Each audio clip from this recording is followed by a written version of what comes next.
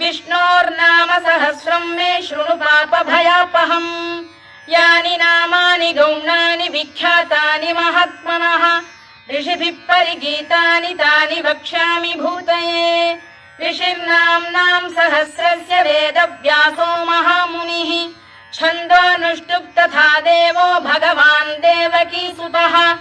अमृतांशुद्भवो बीजं शक्तिर्देवकी नन्दनः त्रिसामाहृदयं तस्य शान्त्यर्थे विनियुज्यते विष्णुं जिष्णुं महाविष्णुं प्रभविष्णुं महेश्वरम् अनेकरूपदैत्यान्तं नमामि पुरुषोत्तमम् अस्य श्रीविष्णोर्दिव्यसहस्रनामस्तोत्रमहामन्त्रस्य श्रीवेदव्यासो भगवान् ऋषिः अनुष्टुप्-छन्दः